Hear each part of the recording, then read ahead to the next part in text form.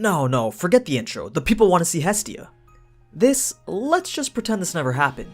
This is legit. That's right, ladies and gentlemen, earlier today we got two huge pieces of information regarding the DanMachi series. The first, a brand new original movie written by the light novel author himself, Fujino Omori, is in production. No release date was specified, but we did get this visual as well as the title Arrow of the Orion. So a movie is pretty dope. But you know what's even better than that? An entire second season, and not some lesser alternative story either. A direct sequel to the first season called Familia Myth is also in production. Once again, no release date has been given, but I'd expect it to come out around either late Q4 or early next year. Either way, I'll keep you updated. So what you're watching right now though is the announcement trailer, basically starting off with clips from the first season, then showing a title screen for Familia Myth, followed by what I can only assume to be new clips from season 2. If it's not though, then let me know in the comments. After that, they showed some scenes from Sword Oratoria, but I'm not entirely sure how that was relevant to any of the announcements, unless they're hinting at a season 2 for it. And finally, it closes out with the movie announcement as well as the coming soon announcement for the second season. So yeah, gotta admit, I'm pretty excited for the return of this show.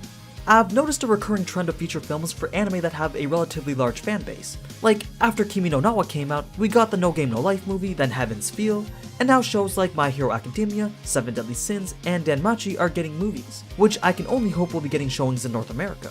But the industry must have noticed some potential in the feature film market. Regardless, I'm not gonna complain. In my opinion, the more content the better, especially if it's for a series that I'm a fan of. Let's talk Seven Deadly Sins movie now. A while back, I made a video talking about the announcement of the Seven Deadly Sins movie. Well, a few days ago, we got a 30-second preview for it, and a name. It's gonna be called Prisoners of the Sky. Now, I'm not entirely caught up with the source material, but a little digging has shown me that this movie will be an original story, although not sure where in the timeline it takes place. From the visual though, there's a couple things to notice. We've got what people believe to be the Black Knights, and then right in the center what looks to be the winged versions of Elizabeth and Meliodas. There's a lot of other stuff packed in this visual though, so if you spot something interesting in it, then go ahead and point it out in the comments. Anyway, the movie is still a couple of months away, slated for a summer release, so I'm sure we'll get a few more trailers until then. Next up, I've got the newest trailer for what looks to be like an absolutely gorgeous anime film. It's called Let's Decorate the Promised Flowers in the Farewell Morning. And did I mention already that it looks extremely beautiful? No, seriously. If you haven't watched the trailer for it that came out back in December, then go to my description and click the link that's in all caps that says watch this.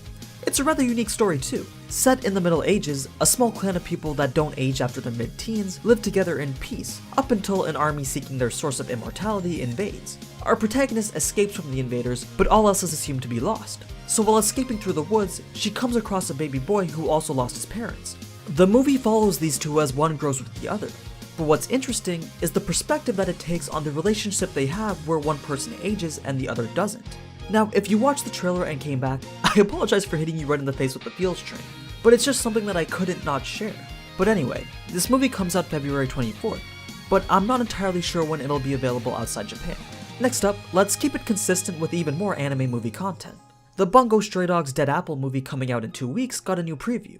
It's pretty much about the agency trying to solve a series of serial suicides where ability users have been using their own abilities to kill themselves.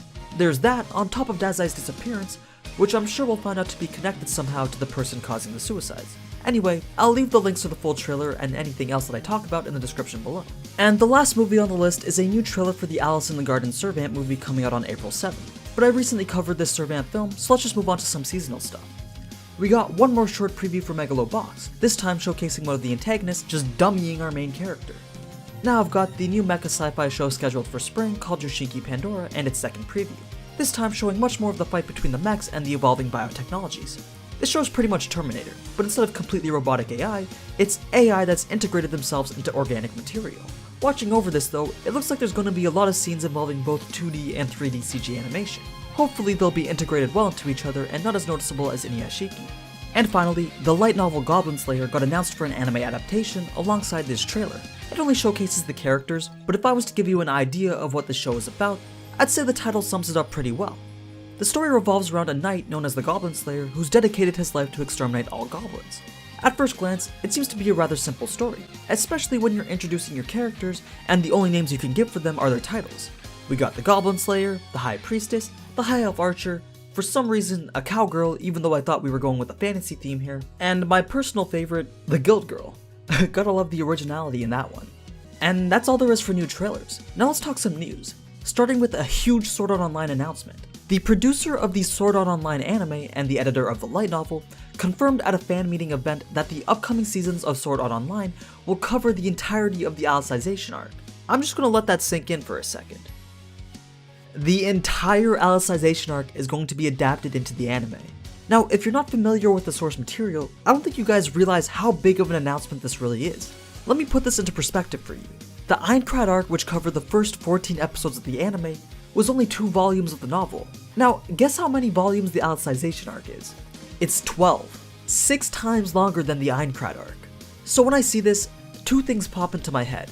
Either the pacing is going to be super rushed and they're going to try to fit the whole arc into as little seasons as possible, or they're going to flesh out the entire series over at least the course of a year.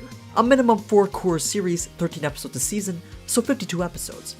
And I feel that's the bare minimum that they'll need to cover the entirety of the Alicization arc. Hell, if they want to run it for over the course of a year and a half, then by all means. The more Sword Art Online, the better. Can you imagine just getting a new Sword Art Online episode every week for an entire year?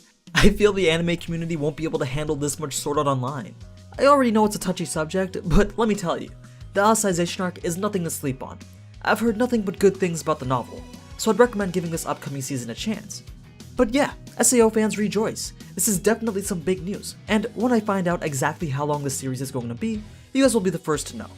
And last but not least, we got a visual for the newest anime from the man behind Kimono Friends. This one being called Kamerikusa. And that's the latest in anime news. Let me know what you were most excited to hear about. But as always, thanks for watching, and if you enjoyed this type of anime content, then you already know what to do. So until next time, ciao!